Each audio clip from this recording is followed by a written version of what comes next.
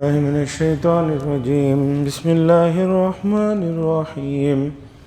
وما تكون في شأن وما تتلو منه من قرآن ولا تعملون من عمل إلا كنا عليكم شهودا إذ تفيضون فيه وما يعزب عن ربك من مثقال ذرة في الأرض ولا في السماء ولا أصغر من ذلك ولا أكبر إلا في كتاب مبين.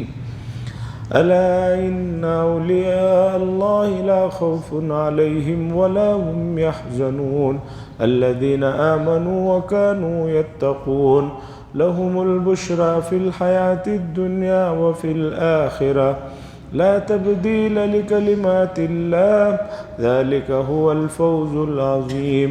ولا يحزنك قولهم إن العزة لله جميعا هو السميع العليم. ألا إن لله من في السماوات ومن في الأرض وما يتبع الذين يدعون من دون الله شركاء إن يتبعون إلا الظن وإن هم إلا يخرصون. هو الذي جعل لكم الليل لتسكنوا فيه والنهار مبصرا إن في ذلك لآيات لقوم يسمعون. قالوا اتخذ الله ولدا سبحانه هو الغني له ما في السماوات وما في الأرض إن عندكم من سلطان بهذا أتقولون على الله ما لا تعلمون. قل إن الذين يفترون على الله الكذب لا يفلحون.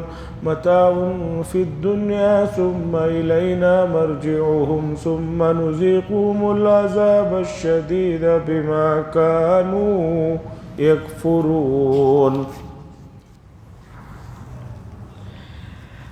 حضرات، یہ سورہ یونس کا ایک پورا رکوع ہے جسے میں نے ابھی آپ کے سامنے پڑھا، اور اس میں سب سے پہلی جو آیت ہے وہ یہ ہے جس میں اللہ تبارک و تعالی رسول اللہ صلی اللہ علیہ وسلم کو تسلی دے رہے ہیں، اور اسی طرح تمام امت کے افراد کو جو قرآن پر ایمان رکھتے ہیں انہیں خوشخبری دے رہے ہیں، تسلی دے رہے ہیں۔ دیکھیے، دنیا کا یہ دستور ہے کہ ہم جسے اپنا بڑا مانتے ہیں، جس کے بارے میں ہمارے دل میں یہ تصور ہوتا ہے کہ یہ کسی درجے کے آدمی ہیں، ہم چاہتے ہیں کہ ہم جو کر رہے ہیں اس کا ان کو علم۔ ہر آدمی کی خواہش ہوتی ہے کہ اپنے والدین کو، اساتذہ کو، یا اپنے بڑوں کو، یا جہاں جاب کر رہے ہیں ان کو ہم جو کچھ کر رہے ہیں اس کے بارے میں معلوم ہو، یہ دل میں خواہش ہوتی ہے، اور یہ فطری خواہش ہے۔ اللہ فرما رہے ہیں وَمَا تَكُونُ فِي شَأْنٍ وَمَا تَتْلُو مِنْهُ مِنْ قُرْآنٍ، اور اے نبی صلی اللہ علیہ وسلم، آپ جس حالت میں بھی ہوتے ہیں اور جو کچھ حصہ آپ قرآن مجید کا تلاوت فرماتے ہیں، اور اے لوگو جو کچھ تم کرتے ہو، مگر اس سب کی جو ہے ہم نگرانی کر رہے ہیں، تمہیں دیکھ رہے ہیں۔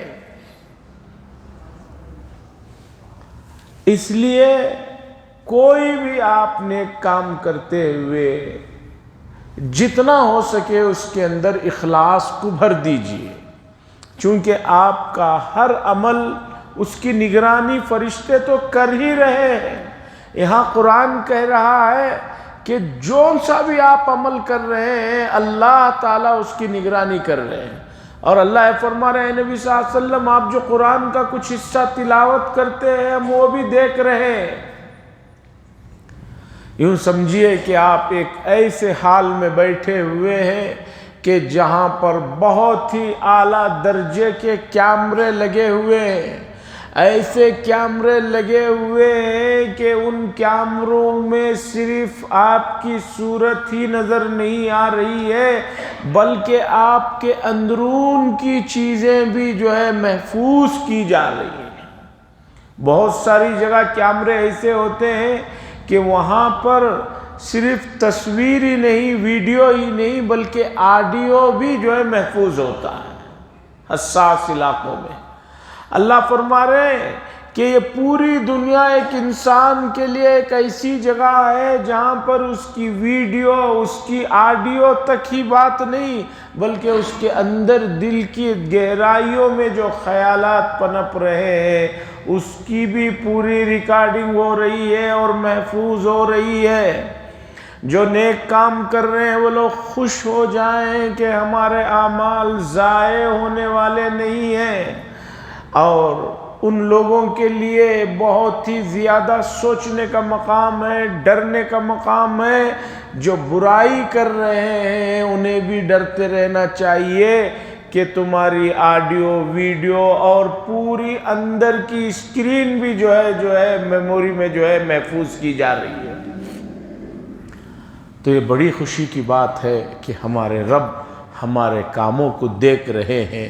ایک بندے مومن کے لیے بڑی خوشی کی بات ہوتی ہے، نماز پڑھتا ہے، ایک دل میں ایک فیلنگ جو آتی ہے، فجر کی نماز آدمی پڑھتا ہے، ایک خوشی جو ہوتی ہے، اس خوشی کی جو اور وجوہات ہے اس میں ایک وجہ آپ یہ بھی لگا لیجئے کہ اس سب چیز کی اللہ تبارک و تعالی دیکھ بھالی کر رہے ہیں۔ استفیضون فی، جو کچھ تم کرتے ہو اسے دیکھا جا رہا ہے۔ وَمَا يَعْزُبُ عَنْ رَبِّكَ مِن مِّثْقَالِ ذَرَّةٍ فِي الْأَرْضِ وَلَا فِي السَّمَاءِ، اور آپ کے رب کی نگاہوں سے، ان کی نگرانی سے نہ زمینوں میں نہ آسمانوں میں رتی برابر چیز پوشیدہ نہیں ہے۔ اس لیے کہ بہت ساری جگہ بہت سارے کیمرے کام کرتے ہوئے بعض علاقے قابو میں نہیں آتے۔ بیدر میں شاہین کالج میں ایک جگہ لے گئے وہ لوگ اور بتایا کہ یہاں پورے کیمروں سے نگرانی ہوتی، اور بچہ کالج کے مین گیٹ سے نکل کر جاتا ہے تو تقریباً 1.5 سے 2 کلومیٹر تک ہماری نگرانی ہے۔ بہت ہی اعلیٰ درجے کے کیمرے لگے ہوئے اور بہت بڑی اسکرینیں لگی ہوئی تھی، اور وہ بتا رہے تھے کہ جب بھی کوئی مسئلہ ہوتا ہے ہم یہاں سے کہتے ہیں کہ فلاں حصے میں دیکھو یہ مسئلہ ہو رہا ہے دیکھو۔ میں نے کہا کہ کوئی ایسی بھی جگہ ہے جو اس میں نہیں آتی؟ انہوں نے کہا ہاں، جب بچہ پیریاں چڑھنا شروع کر دیتا ہے تو چڑھ کر وہ ایک فلور پہنچنے تک یہ جو پیریوں کا حصہ ہے یہ کیمرے کی زد میں نہیں آتا، یہ کیمرے کی زد میں نہیں آتا۔ میں نے کہا یہ تو صرف آپ کے علم میں ہے کہ کیمرے کی زد میں وہ پیریوں کا علاقہ نہیں آ رہا، اور بھی بہت سے علاقے ہوتے ہوں گے۔ ان کا ہاں ممکن ہے، ایسا کوئی بات نہیں۔ اس بات کی انہوں نے بھی جو ہے اعتراف کیا کہ پیریوں میں جب بچہ چڑھنے لگتا ہے چڑھنے تک کا رہتا ہے، جو ہی اوپر چڑھ کے پھر یوں پلٹ کے جاتا ہے، وہاں کی نگرانی اس میں نہیں ہوتی۔ تو عزیزان گرامی، اتنا کچھ بھی ترقی کر لے لیکن کچھ نہ کچھ انسانوں کے کاموں میں کمی اور نقص رہتا ہے، لیکن اللہ تبارک و تعالیٰ کا جو نظام ہے نگرانی کا وہ ایسا ہے کہ آدمی سے کوئی چیز، اللہ فرماتے ہیں وَمَا يَعْزُبُ عَنْ رَبِّكَ، اور آپ کے رب سے کوئی بھی چیز مخفی نہیں ہے۔ مثقال ذرہ، ذرہ کہتے ہیں بہت ہی باریک سے باریک چیز، نہ زمینوں میں نہ آسمانوں میں۔ مشہور واقعہ ہے، موسیٰ علیہ السلام جب جا رہے تھے تو ایک جگہ پر کوئی بات ان کے دل میں آئی تو اللہ تبارک و تعالیٰ نے فرمایا ایک بڑا پتھر رکھا ہوا تھا کہ اسے اپنے عصا سے توڑو۔ حضرت موسیٰ علیہ السلام نے اس پتھر کو توڑا، اس کے اندر بھی ایک پتھر کا حصہ تھا، اسے توڑا گیا تو اس کے اندر آپ نے دیکھا کہ ایک کوئی چھوٹا سا کیڑا ہے اور اس کیڑے کے سامنے کوئی اس کی کھانے کی چیز رکھی ہوئی ہے۔ اللہ نے فرمایا ہم اپنی مخلوق کو وہاں تک بھی رزق پہنچاتے ہیں جہاں تک آدمی سوچتا نہیں ہے۔ یعنی کوئی چیز اللہ تبارک و تعالیٰ کے علم سے محفوظ، یعنی اس سے نکلی ہوئی ہو، ایسا نہیں ہے۔ اللہ فرماتے وَمَا يَعْزُبُ رَبِّكَ مِن مِّثْقَالِ ذَرَّةٍ فِي الْأَرْضِ وَلَا فِي السَّمَاءِ، زمینوں میں بھی نہیں، آسمانوں میں بھی نہیں۔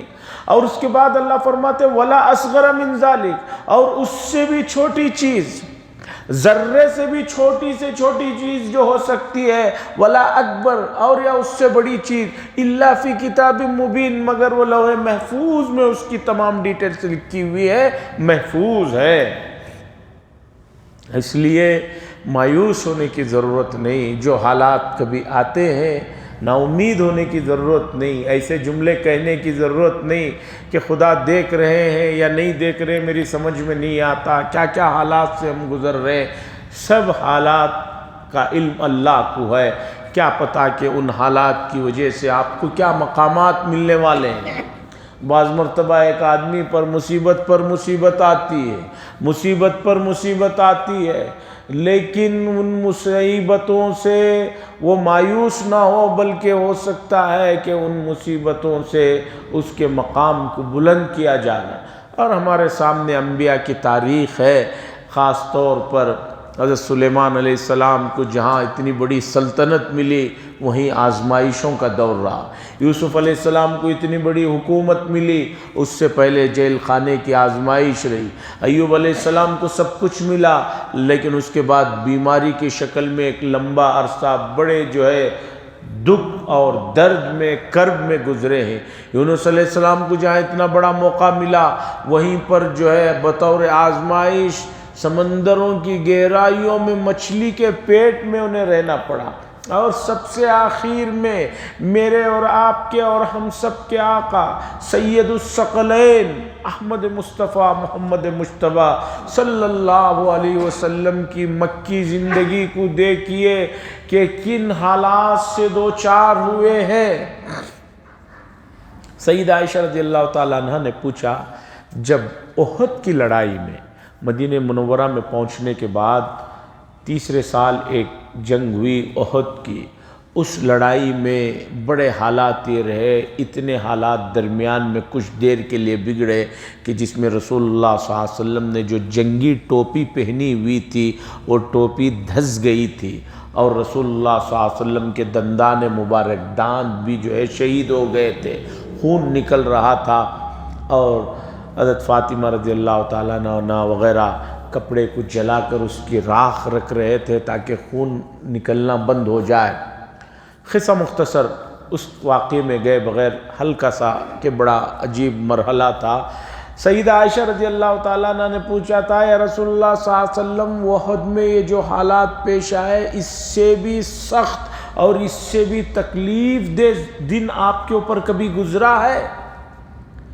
یعنی یہ تو بہت کٹھن دن تھا آج کا، اس سے بھی کٹھن دن، اس سے بھی سخت دن آپ پر آیا ہے؟ تو حضور صلی اللہ علیہ وسلم نے فرمایا ہاں۔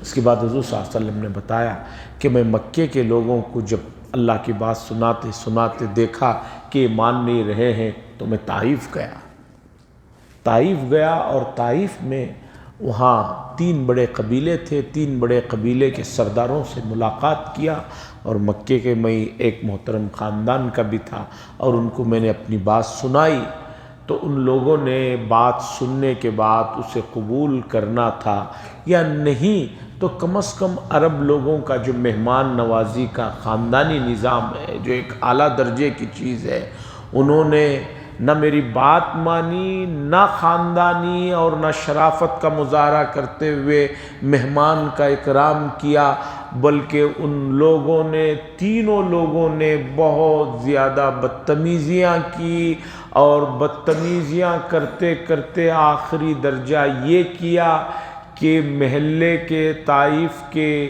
اوباش اور نالائق اور غنڈے قسم کے نوجوانوں کو میرے پیچھے لگا دیا، اور جو مجھے بھگاتے گئے اور میں دوڑتا گیا، اور پیچھے سے وہ لوگ پتھر مارتے گئے، میں دوڑتا گیا۔ اور آپ جانتے ہیں کہ طائف مکے کے بالکل بہت اونچائی پر ہے، اترتے ہوئے بہت ڈاؤن کا علاقہ ہے، بہت اونچائی پر ہے طائف۔ قریب 3 کلومیٹر تک رسول اللہ صلی اللہ علیہ وسلم دوڑے ہیں، اور پیچھے سے ان ظالموں نے پتھریں مارا ہے۔ آخر میں جا کر ایک جگہ پر آپ ان لوگ جب وہ اوجھل ہو گئے، ایک باغ میں آپ نے پناہ لی تھی، اتنا عجیب عالم ہے کہ اتنا سخت عالم ہے، خون بہتے بہتے نیچے تک پہنچ گیا تھا۔ اسی موقع پر حضرت جبریل امین، حضرت میکائیل سب آ گئے، آ کر کہنے لگے کہ آپ اجازت دے دیں تو طائف کے ان اوباشوں کو دو پہاڑیوں کے درمیان میں ڈال کر بالکل جو ہے گیہوں کو جیسے پیسا جاتا ہے پیس دیا جائے گا۔ ان لوگوں نے آپ کے ساتھ بڑی زیادتی کی ہے، اللہ نے فرشتوں کو بھیج دیا ہے، یہ ایسے ایسے طاقتور فرشتے ہیں، آپ حکم تو دیجئے۔ رسول اللہ صلی اللہ علیہ وسلم نے فرمایا اللہم اہد قومی فإنہم لا یعلمون، اے اللہ میری یہ قوم مجھے نہیں جانتی، آپ انہیں ہدایت عطا فرما، یہ نہیں تو ان کی آنے والی نسلیں۔ حضور صلی اللہ علیہ وسلم نے فرمایا عائشہ احد کے دن سے بھی بدترین اور کٹھن دن گزرا ہے طائف والا دن۔ اس کے علاوہ بھی واقعات ہیں۔ بتانا یہ ہے کہ آدمی حالات جب آئیں تو مایوس نہ ہو، گھبرائے نہیں، بلکہ اور زیادہ شدت کے ساتھ اللہ کی طرف متوجہ ہو۔ اور آپ نے یہ بات دیکھی ہے کہ بہت چھوٹے جو بچے ہوتے ہیں جو ماں کے ساتھ لگے ہوئے رہتے ہیں، جب ماں کسی معاملے میں غصے میں آ کر انہیں پیٹتی ہے، انہیں جھڑکتی ہے، انہیں ڈانٹتی ہے، گھر کے دوسرے بہت سے لوگ جو ہے بلاتے رہتے ہیں بچوں کو، آپ نے دیکھا ہوگا، لیکن وہ بچہ مار کھاتے ہوئے بھی اپنی ماں سے ہی جا کر لپیٹتا ہے۔ شیخ سعدی نے لکھا ہے فطری طور پر یہ بات سمجھ لینا چاہیے، بچہ اتنی ماں شدت کر رہی ہے لیکن پھر بھی اسی کی طرف جا رہا ہے، تو اسے معلوم ہے کہ پیار بھی مجھے یہیں سے ملے گا، غذا بھی یہیں سے ملے گی۔ اسی طرح ہمیں بھی کچھ بھی حالات آ جائیں وہ اللہ کی طرف سے آ رہے ہیں تو اللہ ہی کی طرف اور شدت سے جانا چاہیے، نہ کہ دوسرے کوئی بلا رہے ہیں تو جانا چاہیے۔ اب سنیے آگے اللہ فرماتے ہیں الا ان اولیاء اللہ لا خوف علیہم ولا هم يحزنون۔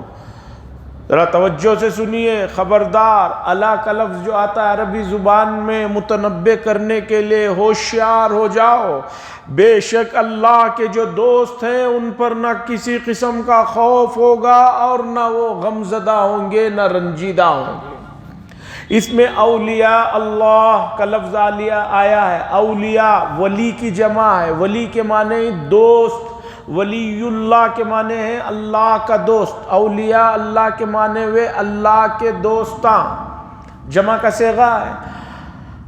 قرآن مجید میں اس کے علاوہ بھی یہ لفظ آئے گا، اللہ کے دوستوں کے لیے جو سب سے بڑی جو ہے خوشخبری یہ ہے کہ ان پر کسی قسم کا نہ خوف ہوگا اور نہ وہ کسی چیز سے غمزدہ ہوں گے۔ دو لفظ استعمال ہوئے ہیں،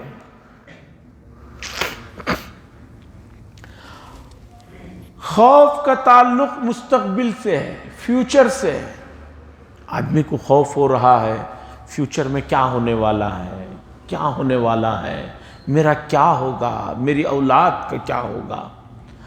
اور غمزدہ ہونے کا تعلق ماضی سے ہے کہ آدمی بیٹھا ہے لیکن ماضی کی کوئی بات یاد آتی ہے جس میں اس سے غلطی ہوئی ہے، جس سے کوئی مسئلہ پیش آیا ہے، جذبات میں کوئی غلطی کی ہے تو اس چیز کو یاد کر کے آدمی غمزدہ ہوتا ہے۔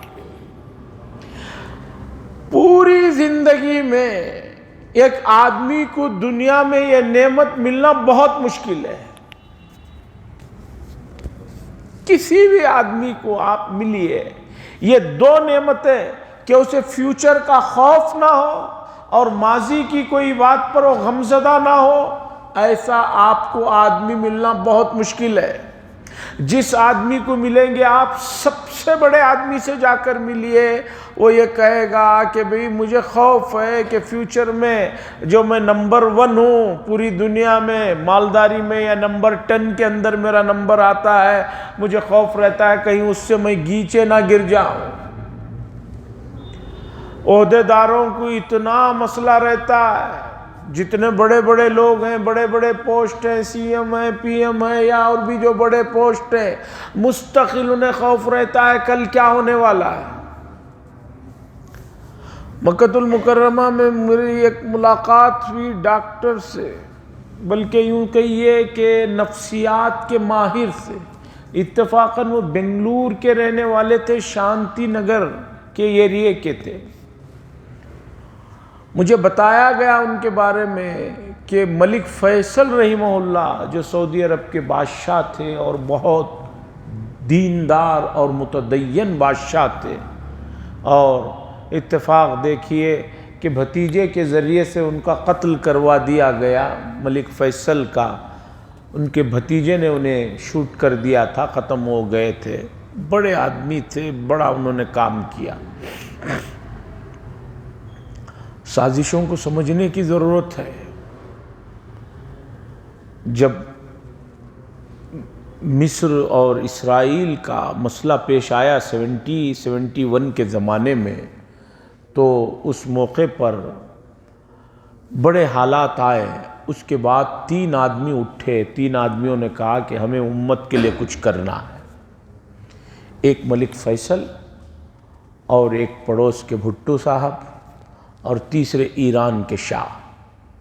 ان تینوں نے کہا کہ بھی ہمیں ایک مسلم الگ بلاک بنا کے کچھ کرنا ہے، اور بقول ڈاکٹر اقبال صاحب کے سادگی اپنوں کی دیکھ، اوروں کی عیاری بھی دیکھ، ترک کر دی چاک کر دی ترک نادا نے خلافت کی قبا، سادگی اپنوں کی دیکھ، اوروں کی عیاری بھی دیکھ۔ تینوں آدمی غیر فطری موت مرے ہیں۔ یہ جو تینوں آدمی جن کا میں نے نام لیا، تینوں فطری موت نہیں ہوئی۔ قریب میں، خیر موضوع دوسری طرف چلا جائے گا، میں کہنا چاہتا ہوں کہ خوف لگا رہتا۔ ہاں، میں ڈاکٹر صاحب کی بات کہہ رہا تھا۔ میں نے کہا کہ آپ ملک فیصل کے جو ڈاکٹر تھے، کیا کام تھا آپ کی، ان کی طبیعت؟ انہوں نے کہا میرا طبیعت سے کوئی لینا دینا نہیں ہے۔ میں نے کہا پھر کیا کام تھا؟ انہوں نے کہا میرا کام صرف اتنا تھا کہ کوئی بھی خبر ملک میں جو ہو رہی ہے، کہیں مثال کے طور پر کچھ پریشانی کی خبر ہے، کہیں کچھ ہو گیا ہے، کوئی ان کے خلاف کچھ کہہ دیا ہے، تو اس خبر کو لے کر فلٹر کر کے اسے بہت نرم اور آسان کر کے بادشاہ تک پیش کرنا تھا۔ خبر تو ہے، لیکن اس خبر کو اس طرح نہیں جس طرح اخبار والے لکھ رہے ہیں، اسے آسان کر کے فلٹر کر کے پیش کرنا یہ ذمہ داری تھی۔ مسئلے کو سمجھنے کے لیے ایک قصہ سناتا ہوں تاکہ اور مسئلہ آپ کو آسان ہو جائے۔ گزرے ہوئے زمانوں میں ایک بادشاہ نے خواب دیکھا، اس کے پورے دانت جھڑ گئے ہیں۔ خواب میں اس نے دیکھا کہ اس کے پورے دانت جھڑ گئے ہیں۔ اس نے دوسرے دن خواب کی تعبیر دینے والوں کو بلایا اور بلا کر کہا کہ بھئی میں نے ایسا خواب دیکھا ہے کہ میرے پورے دانت جھڑ گئے ہیں، اس کی تعبیر کیا ہے؟ تعبیر دینے والا جو آیا، اس کے پاس علم تو تھا لیکن سلیقہ اور قرینہ اور طریقہ نہیں تھا۔ اس نے کہا بادشاہ سلامت، بہت ہی برا خواب دیکھے ہیں آپ۔ اس کی تعبیر یہ ہے کہ آپ کے تمام رشتہ دار آپ کے سامنے مر جائیں گے۔ آپ کے تمام رشتہ دار آپ کے سامنے مر جائیں گے۔ بادشاہ نے کہا بڑا بےہودہ آدمی معلوم ہوتا ہے، بہت ہی غلط اس نے تعبیر دی ہے، اسے لے جاؤ جیل میں بند کر دو۔ جیل میں بند کر دیا گیا۔ اب لیکن بادشاہ کو تو بے فکر تو ہو نہیں سکتا، خواب بھی دیکھ لیا تھا، تعبیر بھی سن لیا تھا۔ اب پھر اس نے کہا کسی اور معبر کو لاؤ، کسی اور تعبیر دینے والے کو لاؤ۔ ایک اور تعبیر دینے والے کو لایا گیا، اس کے پاس علم کے ساتھ ساتھ تجربہ بھی تھا، اور شیخ سعدی کے بقول علم کے ساتھ 1 من اگر علم ہے تو طریقہ اور تجربہ 10 من ہونا چاہیے۔ بادشاہ نے کہا کہ بھائی ہم نے خواب دیکھا ہے کہ ہمارے دانت پورے کے پورے خواب میں گر گئے۔ پہلے تو اس خوابوں میں گرتے تھے، اب تو لوگوں کے دانت جوانی ہی میں گر رہے ہیں، اس لیے کہ دانتوں کے مسائل میں دیکھتا ہوں کہ بڑا ہی مسئلہ ہوتا ہے، بہت سارے حضرات دانتوں کے بہت سارے مسائل۔ بلکہ میرے پڑھنے کے زمانے میں مکے میں میرے جو رشین اور اسی طرح رشیا کے وہ جو 16 ٹکڑے ہوئے ہیں، ازبکستان، قزاقستان، تاجکستان، بہت سارے جو 16 حصے ہیں ان میں سے اکثر میرے ساتھی جو پہلے دوسرے مذہب میں تھے یا ان کو شریعت معلوم نہیں تھا تو وہ لوگ میرے ساتھ پڑھتے تھے، اکثر نوجوانوں کی ان کے سب کے دانت گئے ہوئے تھے، گولڈن دانت لگائے ہوئے تھے۔ میں نے کہا بھئی کیا بات ہے، سب کے دانتوں کا کیا مسئلہ ہے اس عمر میں، ہمارے ہاں تو تصور ہی نہیں۔ انہوں نے کہا کہ ہمارے ملک بہت ٹھنڈے ہیں، اس ٹھنڈی میں ہم لوگ جو شراب پیتے ہیں اس کی وجہ سے اور میٹھے چیزیں جو کھاتے ہیں اس کی وجہ سے جو ہے یہ مسئلہ ہے۔ خیر، بادشاہ نے دوسرے معبر سے کہا کہ ہم نے خواب دیکھا ہے، پورے دانت گر گئے، تعبیر دو۔ اس نے کہا بادشاہ سلامت، مبارک ہو، بہت ہی بڑھیا اور اچھا خواب دیکھا ہے آپ نے، بہت مبارک ہو۔ بادشاہ نے کہا مبارکبادی کو چھوڑو، تعبیر دو۔ اس نے کہا بادشاہ سلامت، آپ سب سے لمبی عمر اپنے خاندان میں پائیں گے، یہ مبارک خواب اس کی تعبیر ہے۔ بادشاہ نے کہا بہت اچھی تعبیر دی تم نے، ان کو انعام و اکرام سے نوازا جائے۔ اب مجھے بتائیے، جو آدمی خاندان میں سب سے لمبی عمر پائے گا اس کے سامنے اس کے خاندان والے مریں گے یا نہیں مریں گے؟ نیچرل بات ہے، جب سب سے آخر میں یہ جا رہا ہے تو باقی تو اس کے سامنے ہی مریں گے۔ پہلے والے نے بھی یہی بات کہی تھی کہ آپ کے خاندان والے سب آپ کے سامنے مر جائیں گے، لیکن اس میں اور اس میں فرق ہے۔ تو سمجھیے، تو ایسے بڑے لوگوں کے قریب میں اس طرح کے لوگ رہتے ہیں، ان کا کام یہ ہے کہ باہر کی ایک بری خبر کو بھی فلٹر کر کے اچھے انداز میں سنائیں۔ آئیے اولیاء اللہ کی طرف۔ اللہ نے فرمایا اولیاء اللہ کو نہ کوئی خوف ہوگا اور نہ غمزدہ ہوں گے، یعنی فیوچر کا انہیں خوف نہیں ہوگا۔ دنیا میں کسی بھی آدمی کو اگر یہ دولت مل جائے کہ اسے فیوچر کا کوئی خوف نہ ہو اور ماضی کی کوئی بات اس کے لیے پریشان کن نہ ہو، سمجھیے کہ وہ آدمی دنیا کا سب سے خوش نصیب اور سب سے مالدار آدمی ہے۔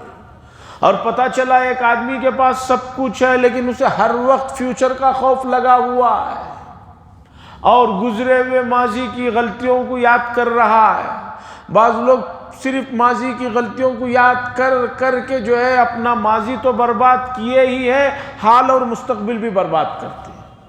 اس لیے قرآن و حدیث نے کہا کہ ماضی میں کوئی غلطی ہو گئی ہے، تم نے توبہ کر لیا تو اللہ نے اسے معاف کر دیا، اب تم آگے بڑھو، پچھلے سلسلے میں اتنا مت الجھو کہ تمہارا فیوچر اور حال دونوں برباد ہو جائے۔ تھے ماضی میں غلطی ہوئی، ٹھیک ہے، معاف کر دیا اللہ نے، اللہ سے آپ نے معافی مانگ لی، اب اسے مستقل اس کے اوپر مت ڈالیے۔ مولانا عبدالحی صاحب نے یہ بات ارشاد فرمائی، وہ اپنے ملک کے بارے میں ارشاد فرمائی۔ میں اپنے ملک کی مثال دیتا ہوں، بمبئی میں اور جہاں بھی سمندر ہے، سمندروں کے اندر پورے شہر والوں کی گندگیاں چلے جاتی ہیں، لیکن سمندر کے اندر اس گندگیاں داخل ہونے کے بعد اس کی لہروں میں تھوڑی دیر میں جو ہے وہ گندگی نظر نہیں آتی، ختم ہو جاتی ہے۔ اللہ کی مخلوق سمندر کے اندر اتنی طاقت ہے کہ شہر کی پوری گندگی کو اپنے اندر لے کے جو ہے ختم کر دے رہی ہے۔ تو جس ذات نے اس سمندروں کو بنایا ہے اس ذات کی کتنی بڑی خوبیاں ہیں، اس لیے ماضی کے سلسلے میں پریشان نہ ہو۔ وَلَا خَوْفٌ عَلَيْهِمْ، اللہ فرماتے ہیں اولیاء اللہ کو مستقبل کا کوئی خوف نہیں رہتا۔ اب سوال یہ ہے کہ اولیاء اللہ کون ہے؟ اس لیے کہ ہمارے یہاں ولی یا اولیاء کا جو تصور ہے وہ بڑا عجیب تصور ہے۔ ہم تو ولی اسے سمجھتے ہیں کہ جو بالکل جو ہے ہواؤں میں اڑے یا کوئی کرامتیں دکھائے۔ کرامت کسی ولی سے پوری زندگی میں صادر نہ ہو تب بھی اس کے مقام میں کوئی کمی آنے والی نہیں۔ ہمیں سمجھتے ہیں جب تک کرامت نہ ہو تب تک وہ ولی نہیں بن سکتا، ایسا مسئلہ نہیں ہے۔ حضرت تھانوی نور اللہ مرقدہ کا واقعہ سناتا ہوں۔ ان کے پاس مولانا عبدالماجد دریابادی صاحب پہنچے۔ مولانا عبدالماجد دریابادی صاحب اتنے بڑے اردو کے اور انگریزی کے ادیب ہیں۔ 18 سال کی عمر میں ان کے مضامین لندن کے اخباروں میں اداریہ کی شکل میں چھپتے تھے۔ انگریزی میں ان کا ترجمہ ہے، اردو میں ترجمہ ہے، بہت بڑے آدمی. کسی نے ان کو کہا کہ آپ کو حضرت تھانوی سے ملنا چاہیے. یہ مولانا عبد الماجد دریابادی صاحب آئے، حضرت سے کہا کہ حضرت میں آپ کے پاس کچھ اشکالات لے کر آیا ہوں، مجھے قرآن میں اور دوسری چیزوں میں کچھ اشکالات ہیں، مجھے اس کے جوابات دیجیے. حضرت نے کہا کہ 40 دن تک آپ یہاں رہیں گے اور میرے ہر مجلس میں بیان میں بیٹھیں گے، 40 دن تک آپ کو کوئی سوال کرنے کا حق نہیں ہے، آپ خاموش سننا ہے صرف. بہت بڑا آدمی عبد الماجد دریابادی صاحب، اللہ ان کی قبر کو نور سے منور فرمائے. تو یہ 40 دن تک حضرت تھانوی کی مجلس میں بیٹھے رہے، روز صبح سے شام بیٹھتے. 40 دن کے بعد یہ حضرت سے ملاقات کی اور حضرت سے کہا کہ اب میں واپس جانا چاہتا ہوں.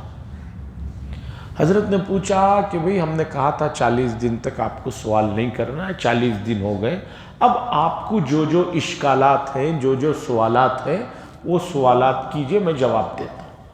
انہوں نے کہا خدا کی قسم جو جو مجھے اشکالات تھے، سوالات تھے، وہ آپ کی مجلس میں بیٹھا اس میں حل ہو گئے ہیں، اب مجھے کوئی اشکال نہیں، میں واپس جانا چاہتا ہوں. وہاں جا کر اپنے یہاں سے انہوں نے خط لکھا حضرت تھانوی کو، حضرت اللہ آپ کو جزائے خیر دے، آپ کی کرامت سے میں متاثر ہو گیا. 40 جو سوالات تھے، مجھے ہر دن ایک ایک سوال میرے دل میں جو ہوتا تھا، میرے سوال کرنے سے پہلے ہی آپ جو ہے بیان میں اس کا جواب دیتے تھے. خدا کی قسم میں آپ کی کرامت کا اعتراف کرتا ہوں کہ آپ کو الہام ہو گیا، میرے تمام اشکالات ختم ہو گئے، اللہ آپ کو جزائے خیر دے. انہوں نے خط لکھا حضرت تھانوی کو. حضرت تھانوی نے اس کے جواب میں خط میں لکھا، میں اللہ کی قسم کھا کر کہتا ہوں، میں اللہ کی قسم کھا کر کہتا ہوں کہ مجھے کوئی نہ الہام ہوا، نہ مجھے کوئی بات ہوئی، بلکہ میں تو سادے انداز میں بات کر رہا تھا. اس میں اگر آپ کے اشکال کا جواب آ گیا تو میرا اس میں کوئی کمال نہیں. اتنا بڑا آدمی کہہ رہا ہے کہ میرے سے کوئی یہ کرامت نہیں ہے. اب ہمارے یہاں یہ ہو گیا ہے کہ ولی اسے کہتے ہیں کہ جو 40 دن تک کھانا نہ کھائے، پانی نہ پیے، اور بعض لوگ کہتے ہیں ولی وہ ہوتا ہے جو شادی بھی نہ کرے. یہ تو عیسائیوں کی اور جوگیوں کی سوچ ہے. ولی اللہ کسے کہتے ہیں اور ان کے صفات کیا ہیں، اسے خود قرآن مجید نے آگے بیان فرمایا ہے. انشاءاللہ اگلی مجلس میں اس پر بات ہوگی. وآخر دعوانا ان الحمدللہ رب العالمین. لک الحمد لک شکریہ اللہ. اللہم صلی علی سیدنا شفینا نبینا حبیبنا مولانا محمد بارک وسلم. اللہم انت السلام ومنک السلام وتبارک یا ذا الجلال والاکرام. صلی اللہ تعالی وسلم علی خیر خلقہ محمد وعلی آلہ وصحبہ اجمعین والحمدللہ رب العالمین.